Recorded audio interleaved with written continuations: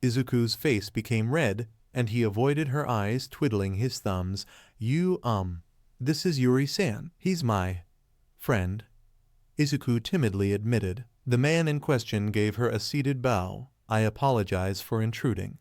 You must be his mother, Inko-san, correct? Yuri spoke softly. Why, yes, I'm pleased to meet you, Yuri-san. Inko hurriedly replied with a short bow that wouldn't hurt the cake. I can assure you the pleasure is mine, Inko-san. Midoriya speaks very highly of you, Yuri said in turn, making both her and Izuku red. Yuri-san said in Russian. Izuku hissed before turning back to her. I'm sorry for not telling you first, Mom. I didn't think you'd be home so soon. Izuku apologized bashfully, but Inko was quick to argue. No. Izuku, you can have friends over whenever you like. I don't mind. She told him, would you like to stay for dinner, Yuri-san? I'm sure Izuku would enjoy the company, Inko offered. Yuri blinked before nodding. I believe I can stay for a little while longer if you wish to host me, Yuri answered, and Inko beamed at him. Perfect. I'll get started then. Will Katsuden be okay, Yuri-san? Inko asked, receiving a soft smile in return. Katsuden will be fine, Inko-san, Yuri replied. Inko escaped to the kitchen and set the cake aside and was going to grab an apron. Mom, Izuku called, and Inko turned to see Izuku hugging the doorway and looking slightly troubled. Are you sure it's okay for Yuri-san to be here? He asked, clearly concerned about her feelings. Inko looked away from him. Perhaps it said something about her as a mother that she was more excited that Izuku felt comfortable inviting over someone he was close to rather than be concerned about what kind of criminal Yuri certainly was. But the discomfort she felt with Yuri being brought into their home was minimal compared to the happiness she saw on Izuku's face before she had interrupted. Inko would probably never be fully comfortable with Izuku's new social circles, but her son never failed to gush about them.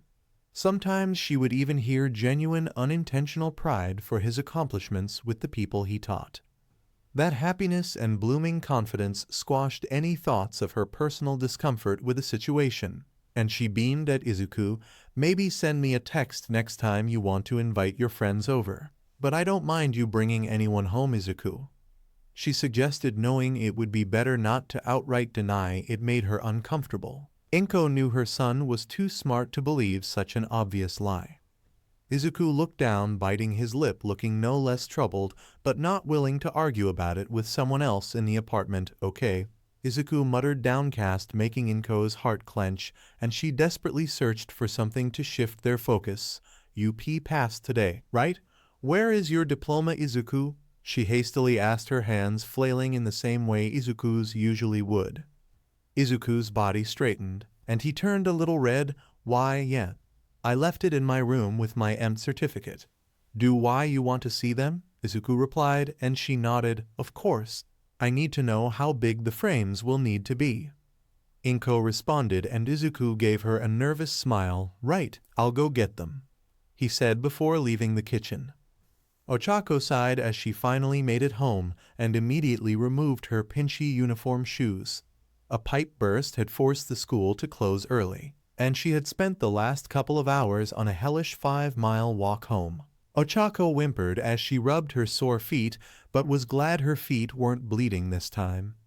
She probably could have called her parents to pick her up or taken a bus or something to get home, but she wasn't going to bother her parents or waste her pocket money on public transportation when she knew she could do the walk all by herself. Ochako went back to her room and collapsed on her futon for a few seconds. Having successfully caught her breath, Ochako sat up and dumped out her backpack to put away her school supplies and carefully set aside her homework for later. In between the papers, she found some notes with crude drawings of pigs and hamsters on them, along with insults and name-calling, typical of middle schoolers.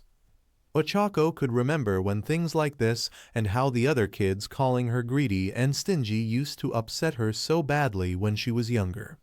Now she simply tossed the notes in the trash, making sure they wouldn't be easily found by her parents. She knew the way she lived was more penny-pinching than frugal, and though it had taken time, Ochako toughened up enough to reassure herself she didn't have to explain her family's finances to anyone, much less to the girls who teased her for having a flip phone and only eating school lunches. Well, Ochako's penny pinching was more her own choice rather than because of her parents.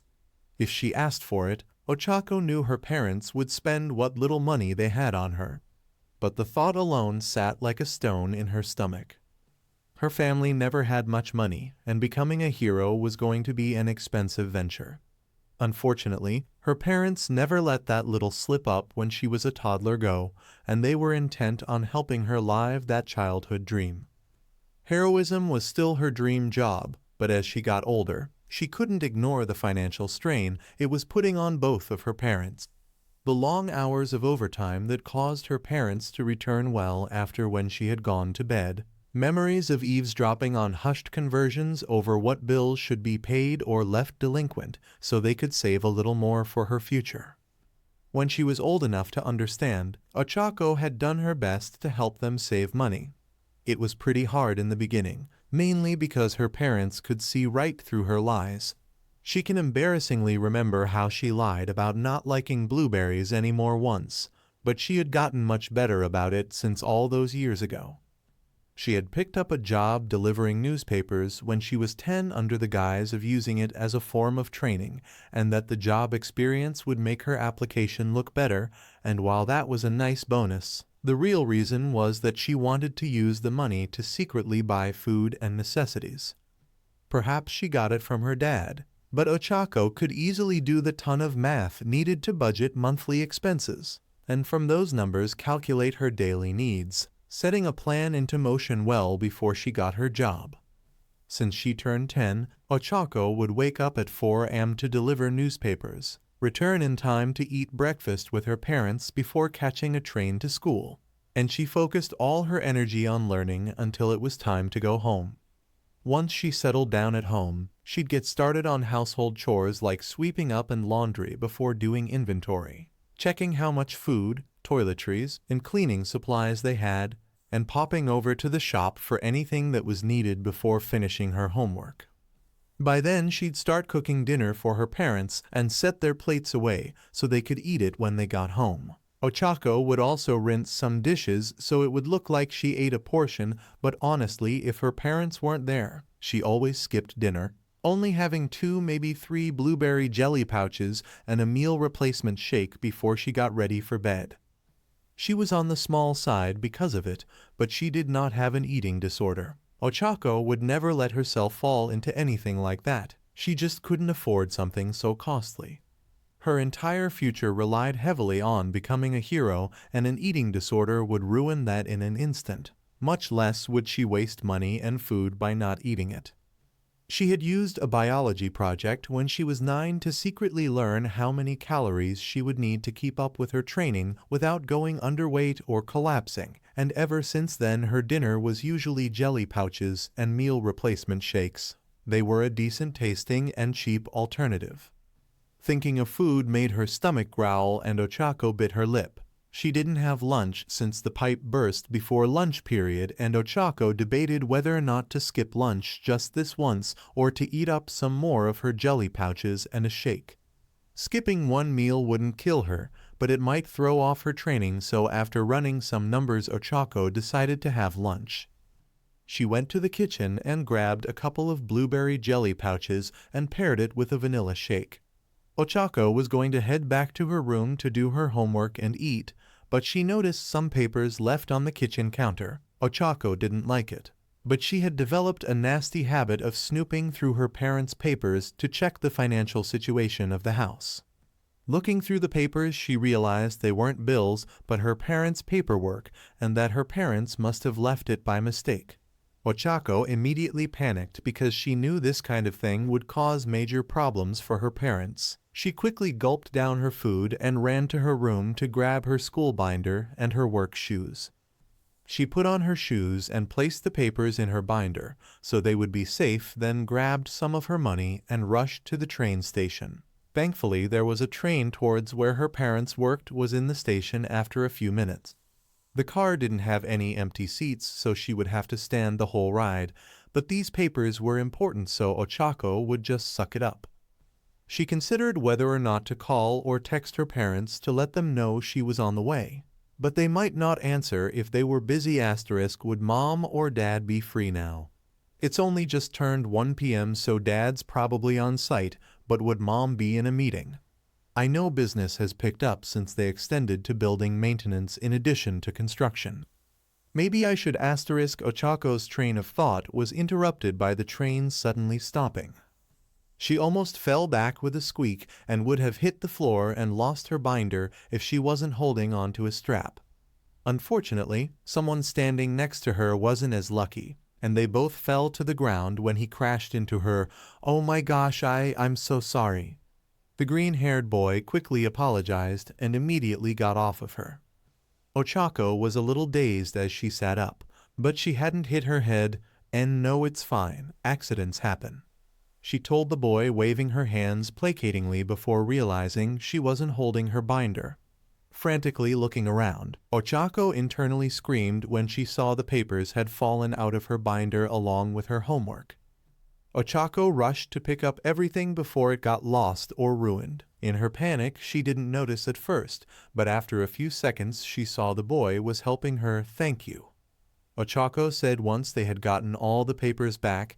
And no, it was my fault you fell. I should at least help you. Besides, as some of these are mine, the boy bashfully replied, his face a touch red.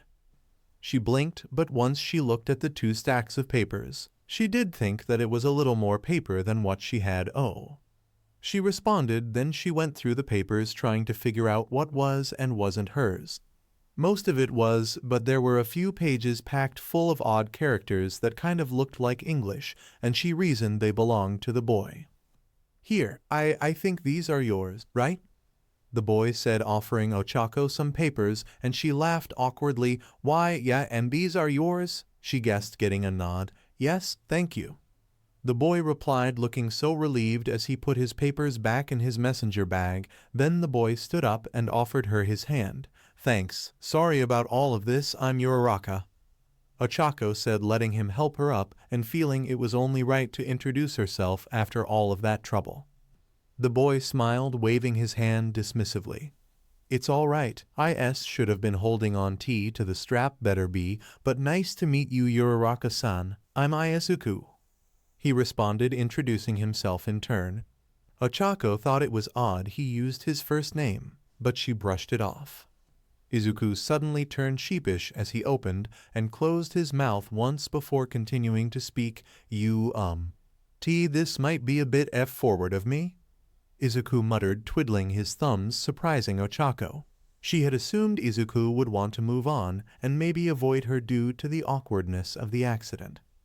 But one of your papers looked like a training schedule. Why you training to be a hero? Izuku asked, and Ochako felt her face heat up. Of all the things he had to see that? She mentally cried to herself, knowing there were a bunch of embarrassing doodles of hero costume ideas on all of the papers she made her training plans on. Why, yeah, I've been dreaming of being a hero ever since I could remember. She confessed, her eyes going to her feet as she kicked the ground. That's so cool, you're going after your dream, Yuri-san. I only saw a little, but you have some kind of gravity quirk, right? Izuku guessed, and she nodded, yep. Ochako answered, perhaps a bit clipped, and Izuku beamed at her. That's incredible. With a quirk like that, you'd dominate any field of heroics you'd choose to enter.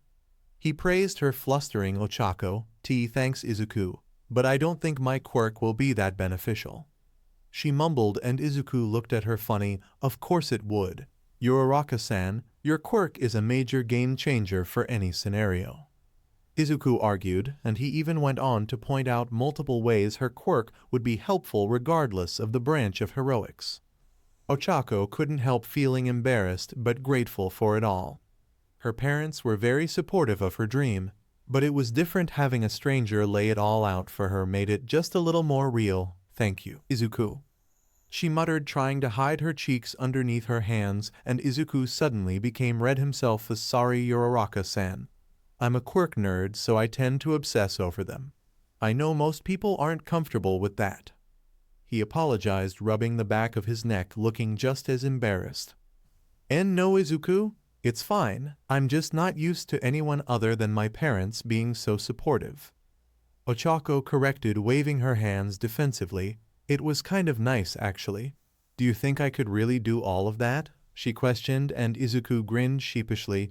Well, maybe not everything. I don't know the specifics of your quirk, so you might not be able to do all of that, Izuku admitted. However, Ochako was thoroughly interested in the ideas Izuku proposed. Either way, I definitely want to try to do all of it. Especially that thing you said about making things heavier, she commented.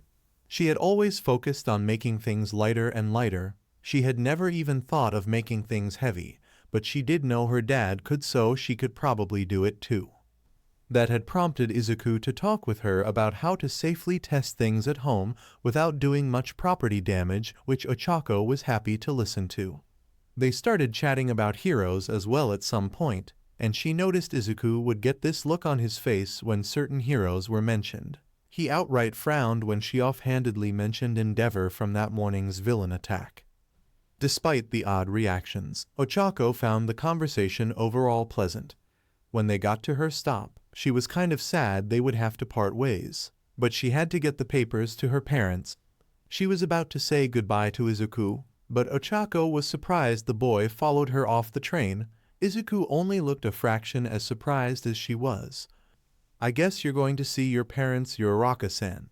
Then I think we're both going the same way, Izuku commented, rubbing the back of his neck.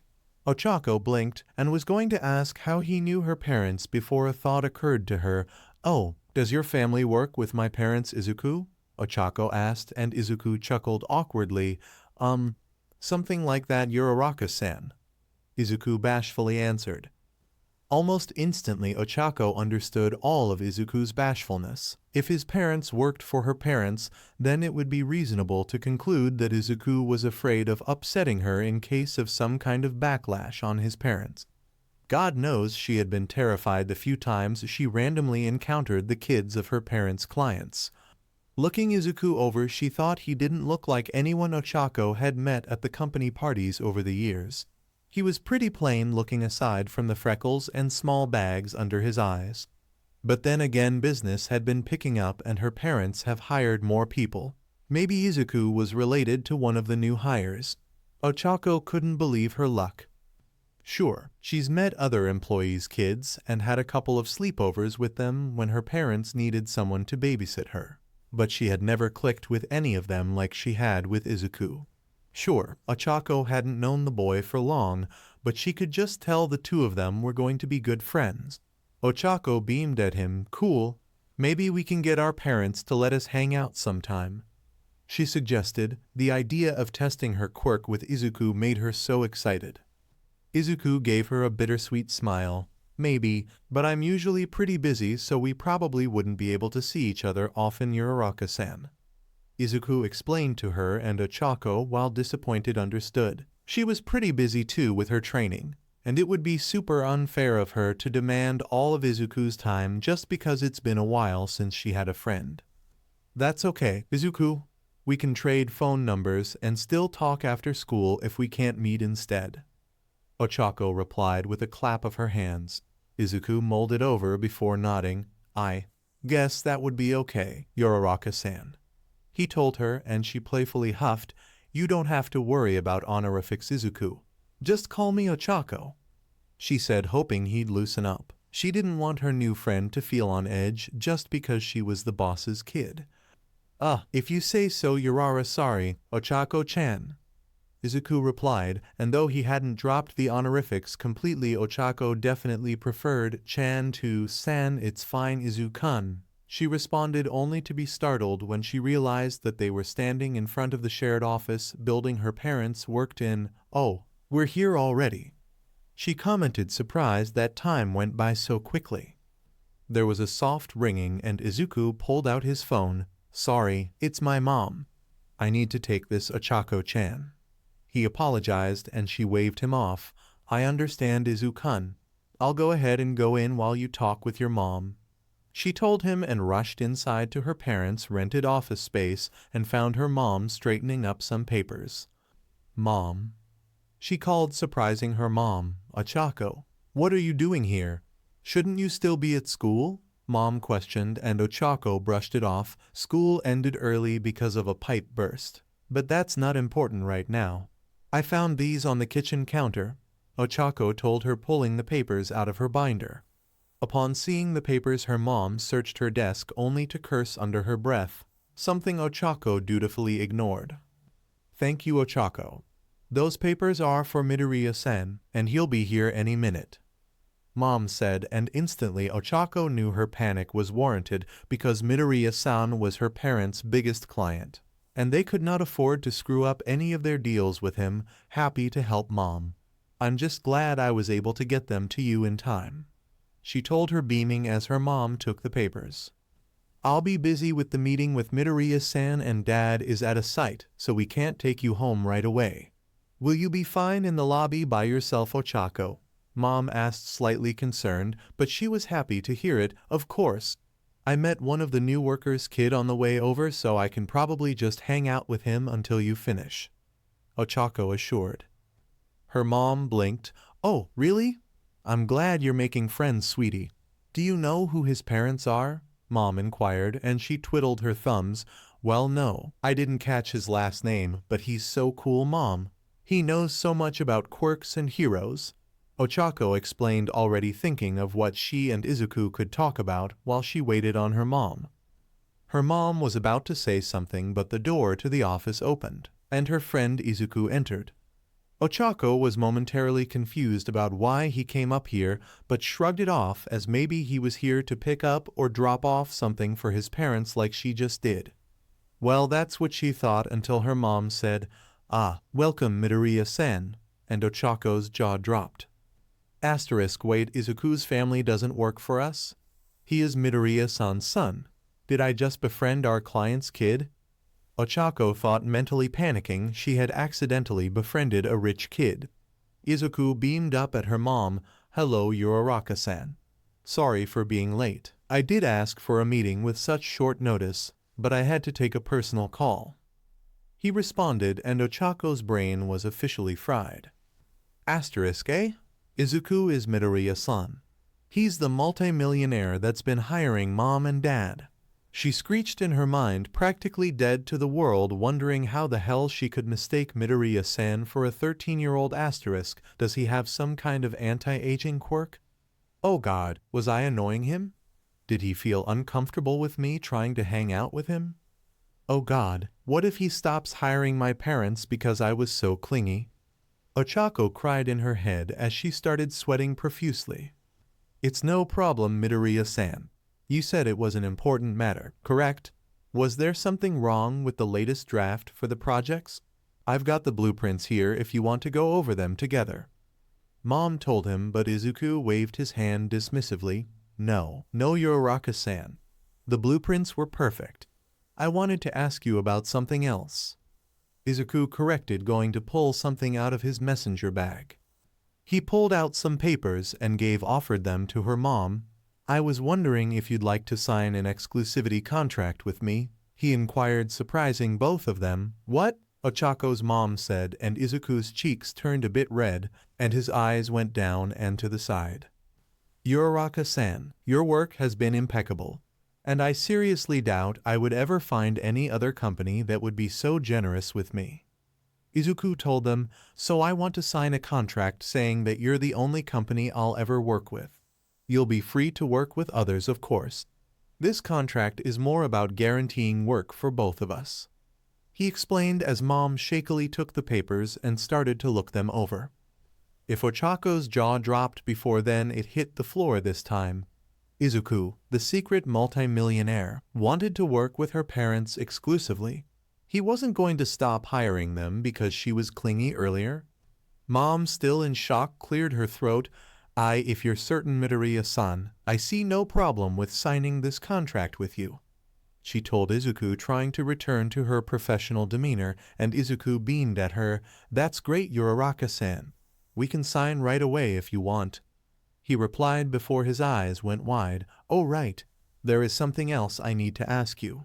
It's more of a personal matter," Izuku mentioned, and Ochako's stomach dropped. Izuku became very sheepish. Would it be alright if I trade numbers with your daughter?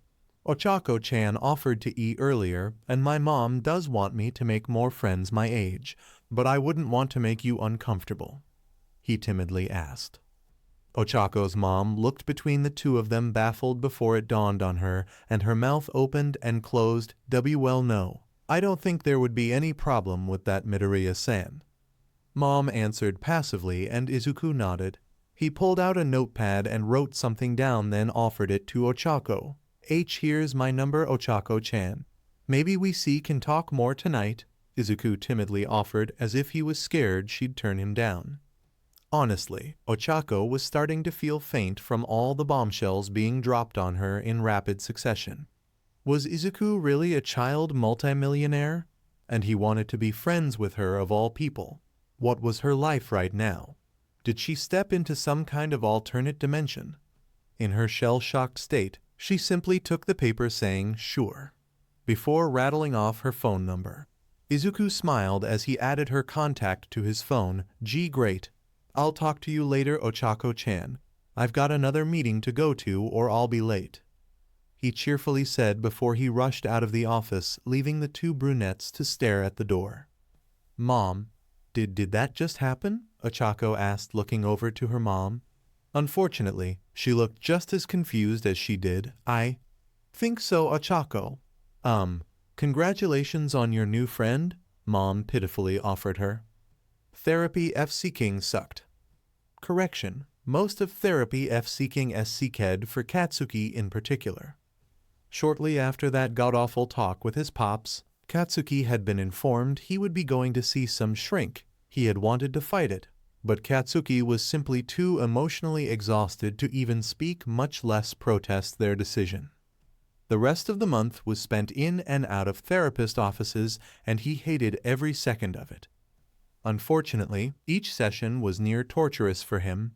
Katsuki would be forced to uncomfortably sit on a stupid couch with the god-awful therapist, either trying to pry into his head or forcing himself to relive how much of a piece of shit he was, and all the while he would have to hold back from blowing up at them. But Katsuki usually failed, and that made him feel worst about all of this. But after what seemed like an endless revolving door of therapists, the last one he saw was the one his mom went to, and while Katsuki did lash out at him, the geezer did give his parents some advice and a recommendation for a different therapist, and thank F-seeking God for it, cause otherwise Katsuki really would have lost his shit. It turns out that Katsuki wasn't as batshit as they feared. He just couldn't deal with traditional therapy. So, his hag shrink told them he might fare better with a productive method of therapy and gave them the number of a therapist who specialized in it. And ever since then, Katsuki would catch a train to a more urban part of Musatafu and would go to this crappy little pottery studio. It wasn't an upscale place in any sense of the word, but it damn well served its purpose. Hell, he didn't care when the woman running this popsicle stand occasionally pushed his damn buttons. Speaking of the shrew, she turned her head towards the door as soon as he entered because of the little doorbell and grinned, "Right on time like always, Blondie," she playfully teased, and he teached back at her, dropping his backpack off in the closet for visitors. "I already got your wheel ready, so go wash up," she instructed, her tail pointing at the sinks. Katsuki rolled his eyes. He damn well knew where the sink was, thank you very much. But he kept his displeasure limited to a scoff and washed his hands with the bottle of soap he always carried with him, then grabbed his work apron out of his backpack, ignoring the ones provided.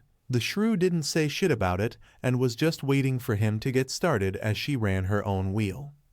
That was one of the things he liked about the shrew. She didn't give him trouble for having his own separate crap. Most dumbasses didn't realize that because his sweat was explosive, he had to be an OCD clean freak unless he wanted to blow everyone sky high. Or that he couldn't just throw his clothes in with the regular laundry and call it a day. Katsuki took a moment to think about what he wanted to make today before settling on a pair of matching pots for his parents' upcoming anniversary. He grabbed a large clump of clay and let it plop down on his wheel, then sat down and got to work. "So, how are things going at school, Blondie?" the shrew asked once his hands and feet were busy with the glob on his wheel. Katsuki scoffed. "Teachers are being f-seeking annoying. Some kid in another class had a quirk accident cause his classmates had the bright idea to lock him in a janitor's closet. I mean, who in their right mind locks a kid with a quirk that goes feral at night in a dark f-seeking closet?" he ranted. The teachers had been pretty useless after the fact other than giving a pretty half-assed scolding to everyone involved. Which was kind of f-seeked in his opinion cause Patchy hadn't done anything wrong. He might make something for the kid too while he was at it. Not like the shrew cared how much clay he used, so nothing new there. "What about at home?" she asked absent-mindedly, and Katsuki shrugged as much as one could when they were molding clay. Pops and the hag had to leave to meet the corporate bigwigs in Hong Kong. Auntie Inkai cried a bunch yesterday because she wouldn't be able to get the day off for Izuku's finals. Katsuki answered, cursing himself for the slip of the tongue. If there was one part of his behavior that he would change already, it was using that stupid nickname. When he gave it to Izuku all those years ago, he was just being a little petty. He didn't like Izuku calling him Kaken, so he started calling him Deku because in his bratty toddler mind it was fair. It had become a habit before long, and he never really thought of changing it because close friends use insults as names all the time, and he had never used it maliciously since he was 6. It was one of the reasons it was so hard for him to pry the nickname from Izuku, and, despite what the shrew said, Katsuki was beating himself up over it after slipping up for almost 2 years. "That SCKS, did you get the kid anything?" the shrew inquired, not addressing the slip-up, and Katsuki hesitated.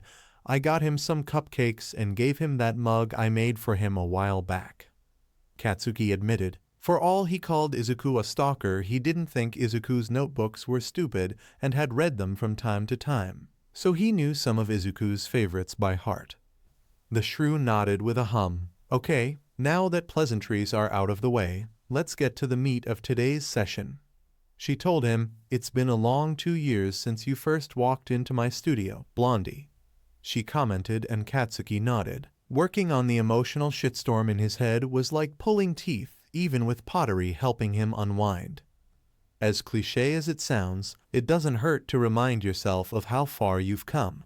"You can remember how you were back then, right, Blondie?" she questioned, making him scoff. "A massive piece of vile shit," Katsuki unashamedly proclaimed. The shrew gave him a look that didn't make him feel judged, but implored him to continue. "I would constantly hunt down the person I considered my closest friend and my brother and beat the crap out of him, while telling him that he was worse than useless because he was quirkless," he explained, feeling some kind of pride for how he could admit it without being defensive anymore. "I wasn't much better to anyone else, but I was the biggest asshole to Izuku in particular ever since we were toddlers." Katsuki clarified, only to curse as the pot fell over, and he had to reshape the glob to start again. The shrew nodded. "We've talked about some of the things you've done before, but we haven't dug into it. Do you think you're ready to start talking about the details there?" she inquired. Katsuki's hand twitched, and the foot on the pedal powering the wheel stopped. He opened his mouth and closed it. He took a deep breath and forced his foot to go back to powering the wheel. It's hard to put that crap into words. I don't know when it started, but at some point, I just couldn't talk to anyone anymore about anything because I just get pissed off. That no matter what I said, it felt like no one could understand me, even my parents and Auntie and Kai. Eventually, it just felt like I was screaming at those dumbasses in horror movies whenever I tried to talk with anyone. Well, everyone except for Izuku. It was one of the reasons I was so frustrated with him," Katsuki confessed, glad his hands were busy with clay. "Oh?" the shrew softly pressed, and though his initial response was to clam up, Katsuki begrudgingly went on to explain what he meant. "Sometimes no, all the time when I got angry enough. It felt like something forced me to be in the passenger seat of my own fucking body, and the only thing I could do is to try to get back in control before I did something incredibly fucked up."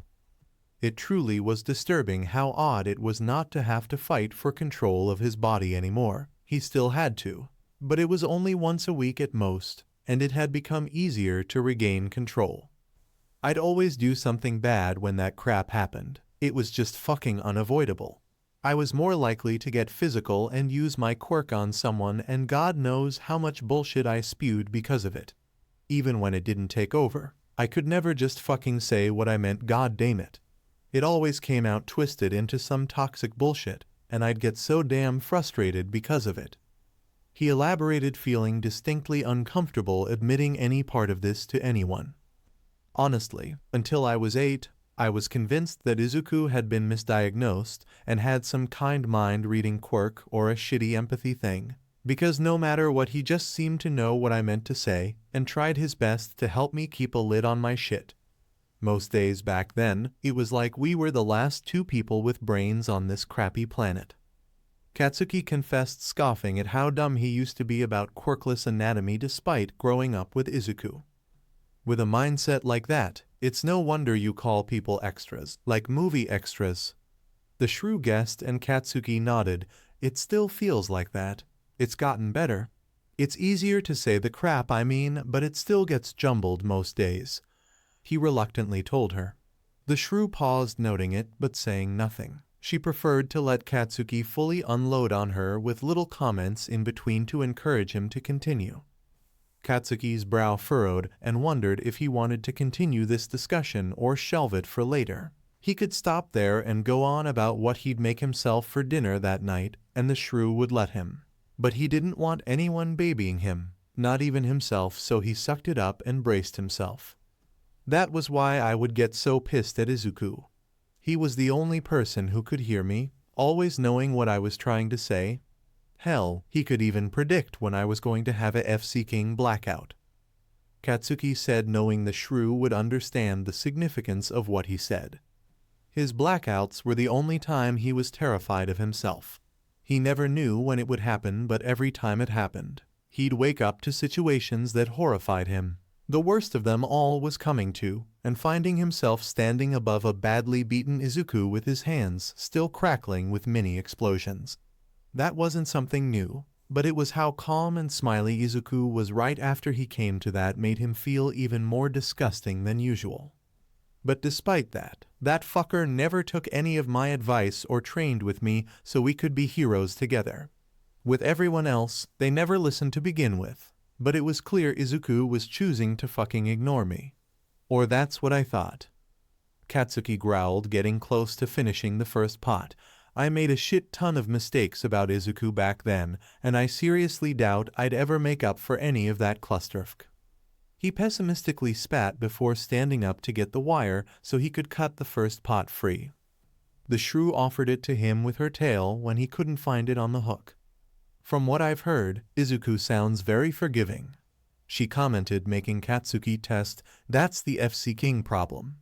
He snarled as he took the wire and freed the pot, then set it on the fire rack. I beat Izuku black and blue daily, damn near broke his bones, and fucked up his brain with my quirk. And all I'd have to do is say a crappy half-assed sorry and he'd instantly forgive me. Katsuki ranted, scooping up another glob of clay. Is that why you've been avoiding Izuku? The shrew softly pressed. Katsuki was about to shout he wasn't, but refrained from that and worked on his clay before he continued. Yeah, he's a loyal mutt. He'd always tell me it was okay after all the crap I gave him. It was one of the parts I hated the most about training. It always left me feeling like I was one of those abusive FC kids that beat their spouse. He begrudgingly admitted through gritted teeth, then scoffed. Probably should have listened to it. I wouldn't be as much of a shithead then. Katsuki added. The shrew huffed at him. You could be way worse, Blondie. You're trying not to be a jackass anymore. She told him, getting a sharp look from Katsuki, and the shrew rolled her eyes. There's a difference between being an ass, an asshole, and a jackass. You were a jackass before. You're an asshole right now, and maybe one day in the future you might just be an ass, she explained to him. Katsuki huffed. How is that supposed to make me feel better, mousy bitch? He spat, making the shrew laugh, shaking her head. Blondie, We both know you'll never be the sugar, spice, and everything nice kind of person, and that's fine. Will you be popular with an attitude like that? I doubt it. But some people like an ass, so don't try to change that much, Blondie. The world needs more people willing to call bullshit. The shrew elaborated with a playful wink, and Katsuki had to hold himself back from flinging the half-made pot at the shrew. I don't need to know any crap about your sack's life, you FC King shrew, he yelled, and she had the gall to laugh at him, which made him angrier. Fucking bitch. Therapy FC King SC kid, but it at least got him into pottery. Izuku was surprised that Ochako and he got along so well after their awkward first meeting. He had tried hard not to make things awkward, but he also tried to keep Ochako from feeling forced to be nice to him, though once he saw her training schedule, Izuku couldn't hold back from talking about it with her. After he finished his work, Izuku might have rushed to Miso's apartment and spilled all of his concerns to the boy. Izuku had to give Miso props for being so patient with him as he sobbed to the boy. Miso was such a good friend to him. I don't think it was as bad as you think it is, Miso told the greenette, hiding from the world in a cocoon of his arms. Miso wanted to practice carrying people in his arms, and Izuku was more than willing to help. I spent 20 minutes ranting about her quirk, Izuku wailed. She probably thinks I'm a creep and won't say it because her parents work for me. He pitifully cried, and Miso sighed. Throw Izuku at a gang causing trouble in his territory, and he'd tear them a new one by the homework they were behind on. But put him with kids their age, and he'd clam up, then bury his head in the sand. It was nice to know that Izuku had his flaws, though. It made Miso feel less self-conscious about himself when someone as powerful as Izuku also struggled with talking with people. She wouldn't think like that, and you don't have to talk to her if she does, Mido-kun. Miso tried to assure him as he formed sickle-like claws to crawl up to the roof of the building. Izuku had already permitted him to do so. But she's Uraraka-san's daughter. I don't want her to hate me. What if she stops working with me because I made Ochako-chan uncomfortable? Izuku asked, crying so much Miso had to adjust his grip to keep Izuku from falling. Uraraka-san is a very reasonable adult, and she wouldn't break your contract over a falling out between you and her daughter. Miso replied, trying to talk some sense into Izuku despite the boy's weeping. Besides, if Ochako-san is as nice as you said she was, then she'll be happy to be your friend. You're a very good friend, Mido-kun, Miso said with a shrug now that they were on top of the building. Izuku froze in Miso's arms, and he couldn't hear any more sobs from the boy. We're friends, Miso-kun, Izuku whispered, and the way Izuku said it made Miso's chest tighten. Looking over his shoulder, he saw Izuku's wide, disbelieving eyes. Miso felt sheepish, and his primary hand rubbed the back of his neck as he looked away from Izuku. We are, aren't we? We talk and text often, and we always hang out when you come to the south side, don't we? Miso questioned, suddenly feeling uncertainty creep in. Had Miso's imagination run away with him? Izuku always seemed to enjoy his company and never seemed to mind his appearance. But was that enough for a friendship? Miso never had friends before, so maybe he was just reading too much into Izuku's kindness. Well, why, yeah. I'd love to be your friend, Miso-kun. But I didn't want you to feel pressured because your mom works for me or read too much into things. Izuku nervously answered, his hands fiddling with the back of Miso's shirt. Miso felt touched at that and smiled under his mask. That was something Izuku would think, and he felt grateful Izuku was being so thoughtful. You're not pressuring me. I like hanging out with you, Mido-kun. Learning about my quirk with you has been fun. Miso responded, completely genuine. Maybe it was because his previous counselors were just bad at their jobs, but he had no idea exploring his quirk could be this cool. Especially like right now on top of the community center roof where he could see the lights from the city reflected on the sea along with the stars.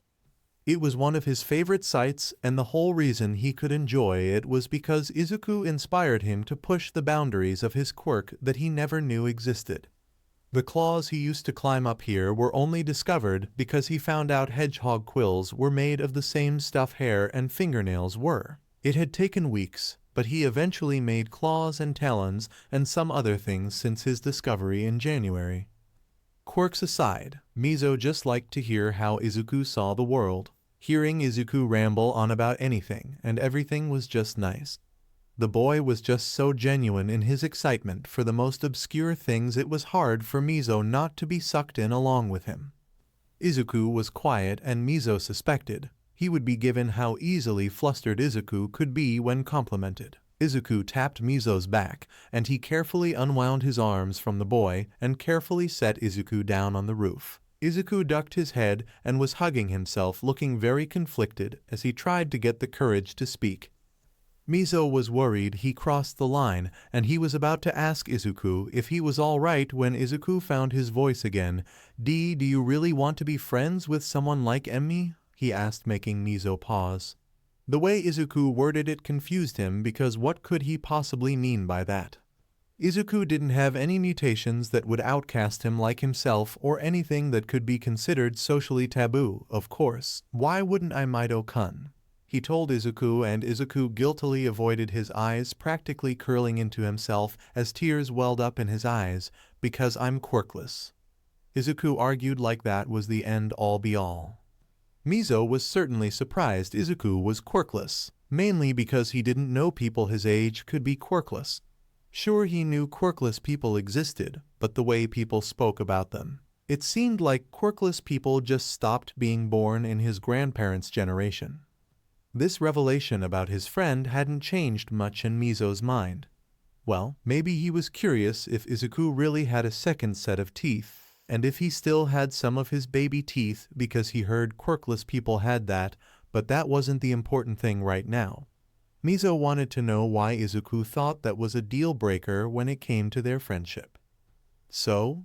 Miso inquired, and Izuku stared at him bewildered. Miso-kun, it's bad enough to be associated with someone quirkless. If anyone outside the district found out about us being friends, it would be social suicide for you. Izuku told him warningly, but Miso couldn't stop himself from scoffing. That's what Mido-kun's worried about. Miso thought incredulously. How would that be any different from how people treated him now because of his looks? And? Miso pressed, making Izuku's mouth drop open. I don't want to have friends who come with such stupid conditions. If they can't handle you being quirkless, then I don't need them in my life. He confidently declared. Izuku's tears started to fall from his face, and he stared at Miso in awe. That awe didn't fill Miso's chest with the positive feeling he thought it would. Instead, Miso found himself worrying about why such a simple declaration was enough to make Izuku cry. Did people treat Izuku horribly just because he was quirkless? He could understand to a point the discrimination against mutations because they could look scary, but how could anyone hate Izuku for being quirkless? Izuku timidly stepped closer to Miso, his hands outstretched, but he hesitated with anxiety swirling in his eyes. Miso, hoping he wasn't misreading the situation, opened his arms, and seconds later, Izuku dove into them. Izuku's arms were small compared to his body. Miso's heart began racing, and he carefully wrapped all 3 pairs of his arms around Izuku. Perhaps most would think he was overreacting, but this was the first time Miso had ever been hugged by anyone. He and his mother had tried, but their multiple arms made it uncomfortable and complicated to do, and no one else had ever wanted to try hugging him because of his looks, so this was his very first hug, and it made him feel so warm inside. Thank you, Miso-kun. I haven't had a friend in years. Izuku quietly muttered to him, his voice rich with unsaid emotions, and Miso felt a painful tug on his heartstrings. I haven't either, Mido-kun. He confessed, lightly resting his head on top of Izuku's. If Miso was being honest, he couldn't remember being friends with anyone ever, even when he was a toddler. Then Izuku jolted, almost hitting Miso's chin with how fast his head shot up, and he stared at Miso shocked. What? Why not? Izuku questioned, catching Miso off guard. What? Miso dumbly asked. What do you mean you don't have friends? Izuku clarified, making Miso sheepish. He nervously scratched his face with one finger. I'm not exactly popular, Mido-kun. Miso mumbled back. Izuku's shock didn't wane. Why not? You're really nice, Miso-kun, and you are such a great listener. Your quirk is so cool, plus you're a great hugger, Izuku protested, and suddenly Miso understood Izuku's urge to curl up into a ball to escape from his embarrassment. Most people think I'm intimidating because of my appearance, Miso bashfully admitted, leading Izuku to stare at him. Miso could tell Izuku's mind was running with thoughts faster than he could hope of processing. Then Izuku took out his phone and began typing away furiously. Miso was confused and a little concerned. He was about to ask what the boy was doing when his phone suddenly dinged. Miso took his phone out to check it, and upon opening it saw he had been added to a group chat. Ochako-chan, Mido-kun. Mido-kun, hi Ochako-chandi. Mido-kun, I hope you don't mind if I added you to this chat. This is my friend Miso-kun. He needs more friends, and you seemed nice. Miso's head snapped toward Izuku and stared at him stupefied. Why was Izuku dragging Miso into this? You said it yourself, Miso-kun. Ochako-chan is probably really nice, and if she isn't it, we don't have to deal with her, Izuku said, and perhaps it would sound more sagely if Miso wasn't freaking out about social interactions he was not prepared to deal with. Before Miso could demand some kind of answer, his phone dinged, and he looked back at the group chat. Ochako-chan, Mido-kun. Ochako-chan, hi Izu-kun. Ochako-chan, I don't mind being added, Izu-kun. Ochako-chan, hi Miso-kun, it's nice to meet you. Miso felt his heart leap into his throat as he stared at Ochako's messages, internally panicking because it was hard enough talking with Izuku, and he barely managed to navigate through his interactions between himself and the greenette without Izuku bursting into tears. Ochako-chan, Mido-kun. Mido-kun, don't worry if Miso-kun doesn't answer right away, Ochako-chan. He's pretty shy. Ochako-chan, oh that's fine. I understand if you don't feel comfortable texting me yet, Miso-kun, but I'd love to get to know you. Miso's guts were tied up in knots and his mouth dry as he hesitatingly began to type. Ochako-chan, Mido-kun. Miso-kun, it's nice to meet you too, Ochako-chan. Ochako-chan, Miso-kun. Ochako-chan, Izu-kun said you were his friend, right? How long have you two known each other? Miso-kun, we met about 6 months ago. A couple of months after he hired my mom to run one of his buildings. Ochako-chan, wait, your mom works for Izu-kun too? Miso's lips twitched up into a smile as some of his unease melted away.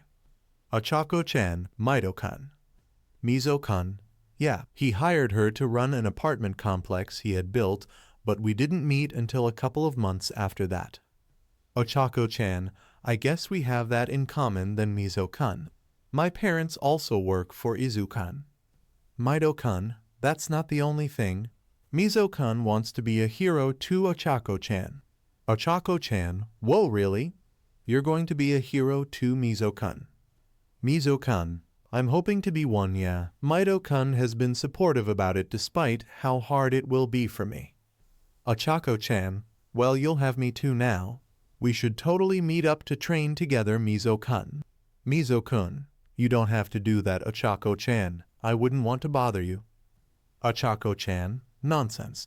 Any friend of Izu-kun is a friend of mine. Training with you is probably going to be more fun than anything else. I can't wait. Okay, maybe Miso could do this, as long as Izuku was there to help him. His mom would probably be thrilled if Miso made another friend. Inko gave Izuku a big hug and a kiss on the forehead before he got on his train and left for Niigata with a slight ache in her heart as she watched him go. It wasn't as hard as it used to be when he first started traveling for work, but she did her best to remind herself that it was a good thing because she dreaded the day she'd be apathetic about Izuku coming and going. Returning home, Inko tidied up a bit and puttered around the empty apartment since today was her day off. Mitsuchin had been badgering Inko about having a girl's day for months now, and she had doubled down since Izuku has been traveling. Inko had done her best to put it off, but she hadn't had the heart to completely deny Mitsuchin and broke, agreeing to go to a spa today. As lovely as it was that Mitsuchin wanted to treat her, Inko knew she had to put her foot down, otherwise Mitsuchin would absolutely spoil her and Masachin would let her. The two of them were too nice to her sometimes. Inko jumped when the front door suddenly slammed open. "You ready to go, you Inkai little bitch?" Mitsuchin shouted at a volume that the neighbors could probably hear. Mitsuchin," she cried, shocked, and quickly found herself in a headlock with Mitsuchin laughing as she aggressively ruffled her hair. Mitsuchin let her go relatively quickly and Inko exhaled before she tried to fix her hair. Mitsuchin let her straighten herself out before she grinned. "Well, Inkai?" Mitsuchin questioned teasingly. "I've got my bag packed." It's by the door," Inko bashfully explained, pointing to the bag Mitsuchin had unintentionally knocked over with her big entrance. "Perfect. Well, what are we waiting for? Let's hit the road, already got 'em it," Mitsuchin declared with her hands on her hips. Inko quickly went to grab her bag and locked the apartment after she and Mitsuchin exited. Mitsuchin, just where are we going?" Inko inquired as they walked down the steps. Mitsuchin had been purposely vague, refusing to give her any details other than telling her to pack an overnight bag. "I booked us a night at Dato's Onsen over in Kakegawa," Mitsuchin replied, and Inko balked. What? That's way too expensive, Mitsuchin. Dato Onsen is 47,760 yen per person a night. You shouldn't.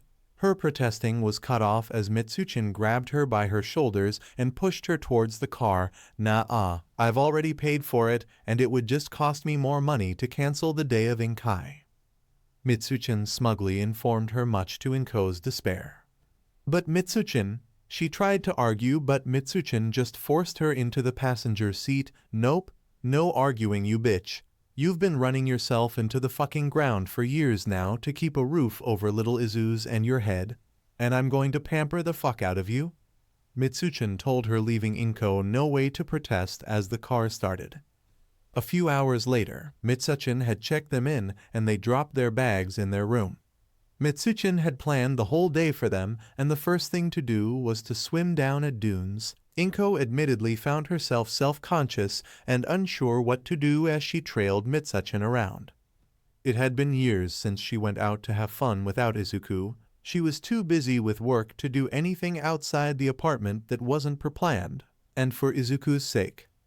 Thank goodness for Mitsuchin being there to drag her around and help her have some fun.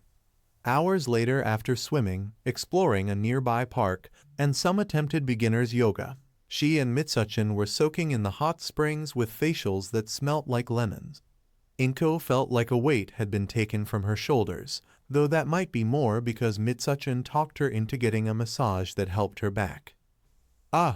Fuck yeah, I definitely needed this Inkai," Mitsuchin groaned as she stretched her arms before relaxing back into the water, and Inko hummed in agreement as her body felt so good right now.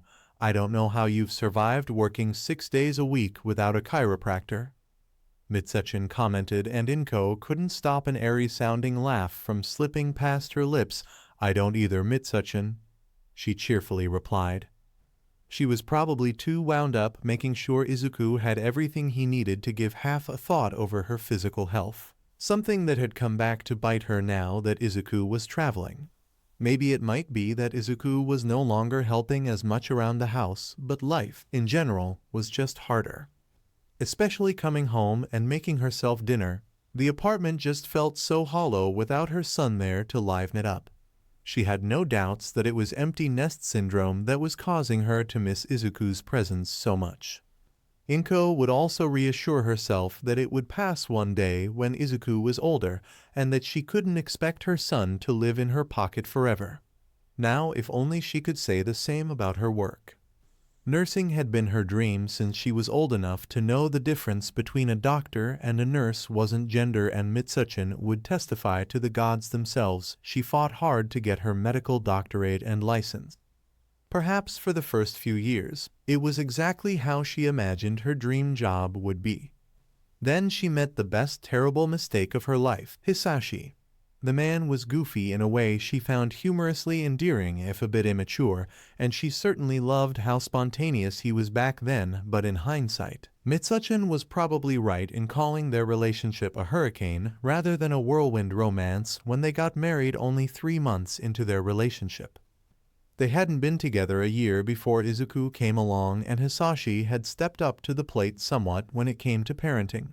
Of course, they had their fights before as any couple would, but any hope of their marriage lasting forever, as previously hoped, was crushed the night she returned home early to Hisashi holding 2 plane tickets, a plan to move overseas to America, and papers to put Izuku up for adoption. Gods above that moment still haunted her dreams, and for the first time, she saw Hisashi for exactly what everyone was telling her he was, a man-child who simply couldn't face or handle reality. Inko has never regretted throwing Hisashi out or the divorce that came shortly after. She'd rather bear the shame of being a single mother than stay with the cowardly man who'd throw her son to the wolves. Signing away full custody of her son was the only thing Hisashi had ever done right by her after that. Alimony would have been nice though. Maybe she wouldn't have had to work so much overtime if he paid that. Suddenly Inko received a wave of warm water to the face, and she sputtered, "Oi, stop thinking about that bastard," Mitsuchin demanded, and Inko felt herself flush. How did? She tried to ask, but Mitsuchin cut her off with a tisk.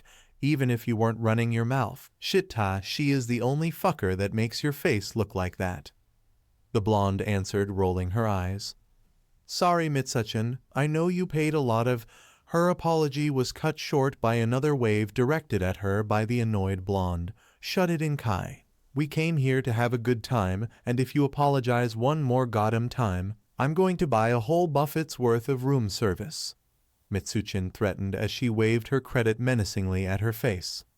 Not trusting another apology wouldn't slip out of her, Inko slapped her hands over her mouth. Mitsuchin nodded. "Good. Now come on, it's time to get our nails done by that living cocktail." Mitsuchin told her, already moving to get out. "Mitsuchin, you can't call her that just because she has a peacock quirk," she argued quickly, following after her friend. After getting their nails done, Mitsuchin finally deemed Inko pampered enough to return to their room with a bottle of wine and a box of little white chocolates she secretly adored. Mitsuchin didn't have much alcohol tolerance, so she was buzzed as she sipped away at her second glass of wine. Inko, on the other hand, had learned she had a surprisingly high tolerance during Mitsuchin's bachelorette party and happily poured herself a third glass. Midway through drinking her glass, Inko paused to consider her life and looked around the room Mitsuchin had rented for them before hesitantly turning toward her dearest friend and, fueled by alcohol, asked, "I've been thinking, do it." Mitsuchin interrupted and Inko's sweat dropped. "Mitsuchin, I didn't." She tried to speak but was cut off again. "Seeking do it," Mitsuchin yelled back. Inko stared at her friend. She had a ditzy smile on her face and her slightly red cheeks, but Mitsuchin was still aware enough to be a voice of reason. Mitsuchin burst out laughing once she saw how Inko was looking at her. "I may be tipsy enough to fall off my ass, but I know if you're bringing it up, then you've thought of it enough for it to be a good idea. So just fucking do it, you Inkai little bitch," Mitsuchin told her. Inko blinked, then, with her friend's blessing, took her phone out and dialed up her boss. "Hello, Akira-san. I will be officially turning in my 2 weeks' notice tomorrow. Goodbye," she calmly informed her superior, then hung up with a self-assured nod. Mitsuchin, however, sobered up upon hearing her call, and the blonde stared at her horrified. "Inkai, what the FCK?" she questioned, and the woman was about 5 seconds from grabbing her by the shoulders and shaking her. "Being a nurse has been your dream job since fucking ever. Why the hell would you quit?" Mitsuchin demanded. Inko couldn't blame her. If her past self was told that she was going to quit before she retired in the future, she would have thought they were crazy. But that was before she divorced Hisashi. Since then, an awful bitterness had grown to ensnare her when she thought of her work in the hospital. She was a nurse in the children's ward, and she couldn't help her growing disgust with the parents who took their children for granted. She had never thought this way until she couldn't see Izuku every day because she had to work herself to the bone. These days, she could barely stand to get ready in the mornings and put on a mask for the children she took care of. Not 1 ounce of her bitterness or scorn was ever directed at them, and she would never let her feelings affect the children. But oh, did she mentally lash out at the parents that weren't taking care of their kids the way they should. How could she not when their sickly children needed them, and their best excuse was a half-hearted whine of, "I'm busy." She had always had a problem with those parents, but after the divorce and personally being on the other side of things, Inko truly couldn't help herself from growing such venomous feelings. Things got a bit better after she discovered what was happening to Izuku, but it got better and worse when Izuku started traveling. Izuku had made more money than either of them would have thought, and Inko hadn't needed to work so much. As hollow as the apartment felt without Izuku lately, she had found an unexpected outlet. Izuku had the tendency to bite off more than he could chew, and he needed her help to balance his finances with his properties. And that work was surprisingly fulfilling considering she was just running a bunch of numbers for him and making sure deposits were made on time for everyone. And as of the recent acquisition of some more properties, Inko wouldn't need to work, and if they wanted to they could afford to live just off the income from that, with Inko just being a stay-at-home mom. Though that wasn't quite what she had planned on doing. Quitting was something she had been considering since yesterday. Inko just smiled back to Mitsuchin, feeling even lighter than she had in years. "Don't worry, Mitsuchin, everything is going to be just fine. Let's order some of the shrimp. It looks so good, Mitsuchin," she assured, waving off her friend's concerns for now. Mitsuchin stared at her dumbfounded, then shook her head. "FCK that. We're getting a damn seafood platter to celebrate you telling those chucklefks to stick it where the sun doesn't shine," Mitsuchin told her with a huff, then moved to grab the phone. Something that made Inko smile just a touch brighter, and she began giggling. Mitsuchin really does love spoiling her. Izuku's half-baked plan to get Miso-kun and Ochako-chan to be friends had proven successful, and Izuku happily texted the two of them in the group chat. They mostly talked out training plans and ways for them to test the boundaries of their quirks. And that night Izuku had his first sleepover with Miso-kun, and they watched a video Ochako-chan sent them of her squealing as she made a paper fall to the floor like a rock. Izuku probably stayed up just a little too late gushing over Ochako-chan's quirk from the half a minute of footage she had sent to the chat. He made sure to apologize to Miso-kun the next morning when they rushed to get ready for the day. Miso-kun thankfully didn't hold it against him, and they both said their goodbyes at the station. Saturday was great, helping Kaoru learn about his quirk, and he had a nice trip back to the main island with Yuri-san as usual. But he might have been a bit enthusiastic because he got his hands on a nice plot of land in Etego by the Karatsu-Uchisawa River. He had asked the local Vespa population to keep an ear out for properties by the districts that could make good farmland, and he grabbed it up once it was available. Izuku already had so many plans for the land, the biggest of which involved raising sheep on it. Oh, it would be tough with how cold it gets in Hokkaido. But Izuku knew a few people in the districts that would be able to help cut costs without hurting his future livestock. His little farm was going to make more jobs and produce meat and cloth that he could have shipped directly to his students in the districts. On the way back, Izuku already sent out some emails so that he could get started on recruiting staff and getting the land ready, with the Urarakas constructing the necessary buildings. Yuri-san had given him some tips from when he spent a brief 20 years farming in Russia. Izuku never would have thought he'd see the day someone could call 20 years brief. But Yuri-san wasn't average in any sense or fashion, it seems. Izuku couldn't wait to tell his mom. Sheep were in her top 3 favorite animals after all, and if they got together, they could plan a day trip so she could visit the little farm. Something he was looking forward to because he could already imagine the joy his mom would have petting lambs in the snow. He was surprised when he saw his mom waiting for him at the station, but he was over the moon to see her. "Mom," he cried, hugging her, and Inko laughed back. Izuku noticed something different about his mom's appearance almost immediately after he pulled back, but he couldn't point to a specific aspect. His mom just looked better, though he'd swear she was at least 2 inches taller. Welcome back, Izuku. Did you sleep all right? She asked, walking towards the car, and Izuku nodded. Yeah, did you get my messages? I got the 2 acres in Otego. We can start work on the farmhouse and barn once the ground thaws. He answered, going on to explain his plans in detail as she drove them home. Izuku had just finished telling her about the one student who could make weeds grow faster, and how hay and grass both count as weeds when he realized they were home, and he hadn't let her get one word in. Oh my gosh, I'm so sorry. You probably have things you want to talk about too, Mom. Izuku apologized once he thought that. Inko just smiled back at him fondly and patted his head. It's fine, Izuku. I enjoy hearing about your work. She told him, but I did wanted you to know I've made plans for today. Inko commented, making Izuku perk up. Really? I thought we were just staying in this time? He mentioned as they climbed the steps. We did, but my schedule changed, so I should be able to handle a day out. And I already got things ready for us. She replied, well, what are we doing then? Izuku inquired, curious and willing to roll along with his mom's sudden plans.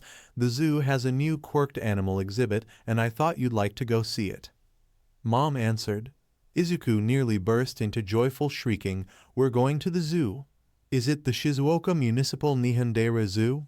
The one with a quirked animal house? Izuku rapidly questioned. Inko nodded, happily filling him in on everything she's planned as she made them both breakfast. Izuku practically bounced around the apartment, completely giddy as he packed his things, and deeply resisted the urge to search for information because that would spoil his time there. His mom had encouraged his enthusiasm, so when he finally got back into the car to drive to the zoo, he was about to combust. The drive was rather short, only a little over 10 minutes. But it felt like forever in his 13-year-old head. Izuku all but bolted to the entrance once they parked. The zoo had just opened, so there was a small crowd making a couple of lines. Izuku was going to join one of them, but he was stopped by his mom. Hold on, Izuku. I've got another surprise for you. She informed, and Izuku blinked, confused. Huh? What kind of surprise? He questioned, wondering just what else his mom could have planned. She just smiled back at him and took out her phone and started typing something. Mom. Who are you? Izuku tried to ask, only to suddenly get a text from his chat with Miso-kun Ochako-chan. He quickly went to check it just in case, since Miso-kun knew about his Sundays with his mom. Ochako-chan, Miso-kun. Miso-kun. Hey, Mido-kun, could you turn around? Izuku cautiously turned around, only for his jaw to drop when he spotted Miso-kun in one of the fluffy ponchos he wore in winter, but his brain couldn't compute how Miso-kun could be here in Shizuoka. Miso-kun. What are you doing here? He asked, shocked but thrilled to see him here. Midoriya-san invited me. Miso-kun said once he got close enough to them. Huh?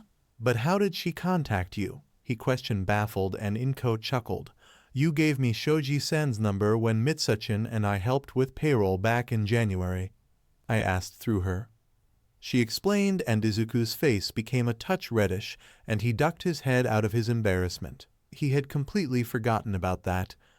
But before anyone could say anything else, someone else joined them by running into Izuku, almost knocking him down. The only reason he didn't was that Miso-kun caught him. And the other person, oh no, I'm so sorry, Izuku-kun.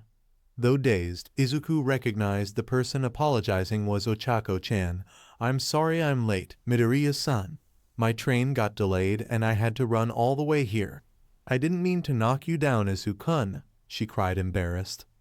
Izuku brushed it off. It's fine, Ochako-chan.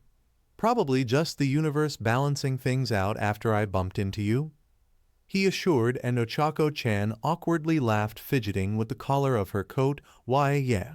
Ochako-chan agreed, only to jump to her feet when she realized she was still in Miso-kun's arms. I am so sorry. I didn't mean to intrude on your personal space, she exclaimed, her arms flailing and face red. It's okay, Ochako-chan. Miso-kun bashfully responded, rubbing the back of his neck. Well, now that everyone's here, we should go on in. Inko said with a clap of her hands, beaming at the three of them. You invited Ochako-chan. Did I give you Yoraraka-san's number too? Izuku inquired, feeling a bit lost. He didn't remember giving either of Ochako-chan's parents' numbers to her. You've told me enough about the Uraraka's company, and it wasn't hard to search up their work number. Sayori-san was such a lovely dear when I explained I wanted to take you guys out today. Mom answered, herding the group towards the entrance. Izuku noticed Ochako-chan was glancing at Miso-kun, and it struck him that his friends hadn't met in person before. Miso-kun's quirk is pretty cool to look at, right? He brought up, making the both of them pause. Yeah, I'm glad there are companies that specialize in alternate clothes. His poncho looks super warm and fluffy. Ochako-chan agreed, and looking back at Miso-kun, Izuku did find himself envious of Miso-kun's poncho. Miso-kun ducked his head slightly red where his mask didn't cover his face. Thank you, Ochako-chan. My mom worked hard on it. Miso-kun told them, and Ochako-chan beamed at the taller boy. Your mom makes clothes for you? That's cool, Miso-kun. My mom has a tough time patching up my clothes, so she must be really talented, Ochako-chan praised, further flustering Miso-kun. Their conversation continued while Inko paid for them and then ushered them inside with a map and wristbands in hand. Despite his excitement about the quirked animal house, Izuku insisted on exploring the rest of the zoo first, since neither of his friends had ever been to a zoo. He probably would have been in the same boat if the Bakugas hadn't brought them to the zoo over in Minamisigo. It was good for his soul to watch as Miso-kun and Ochako-chan ulled and awed over all the animals. Ochako-chan's favorite was the penguins, and Izuku took a lot of pictures of Miso-kun petting rabbits and lambs in the indoor petting zoo. And finally, as a reward for all of his patience, and after getting some teriyaki, they made their way to the quirked animal house. Izuku was in heaven observing the different quirks the animals had. Animal quirks varied as much as humans could. There was a pack of wolves with quirks that gave them the ability to shrink and grow, a tiger that could turn invisible, and even a squirrel monkey that used its psychokinesis to climb since the poor creature lost both of its arms. Izuku's personal favorite was the latest addition to the zoo, a black rabbit with an anglerfish quirk named Lantern swimming around in his own little tank. It was a case of life imitating art because it looked a lot like the picture of a rabbit from a pre-quirk game, except it didn't have the large underbite of the game counterpart. Wow, Izuku-kun, you really are into quirks, aren't you? Ochako-chan rhetorically asked, chuckling at how Izuku was practically glued to the glass. He just beamed at her, nodding rapidly. I would think so, considering he went to college for it. Miso-kun commented, much to Ochako-chan's shock. What? You were in college, Izuku-kun? She shouted, making Izuku flustered, and he nervously rubbed the back of his neck. Yes, he graduated back in October last year, and he has gotten a teaching degree recently too. Miso-kun confirmed before Izuku could, and Inko was quick to pipe in, and he's EMT certified too, she proclaimed, much to Izuku's chagrin. Ochako-chan was struck into an odd silence as she processed all of that. See, congratulations, Izuku-kun. Are you planning to go back to college again then? Ochako-chan stammered out.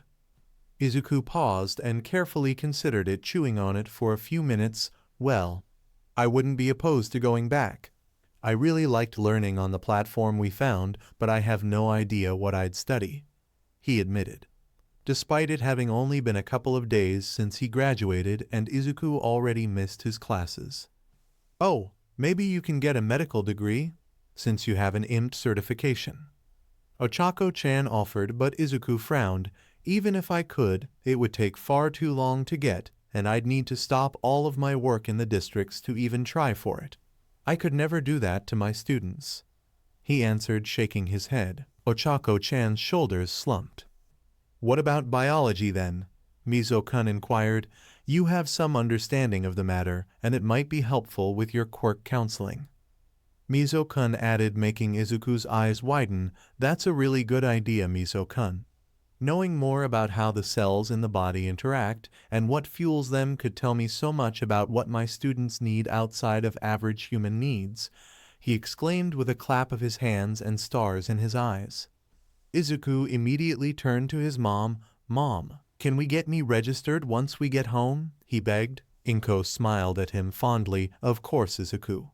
She told him, now, let's go see the spotted seal made of chocolate. Puffer is only here for another day before going back to Italy. Inko said, and the three children quickly followed after her. Thank you for joining us on this journey through What If Villain Deku Became a Teacher at UA. We hope you found it as captivating as we did. A big thank you to Bloomer Bill for creating such an engaging story. Don't forget to visit their profile on fanfiction.net for more fantastic works. The link is in the description below. If you enjoyed this video, please give it a thumbs up, share it with your friends, and subscribe to Zenin Fanfics for more intriguing explorations into fanfiction and fantasy. Your support helps us create more content like this, and we love hearing your thoughts and suggestions in the comments section. See you soon in the next video.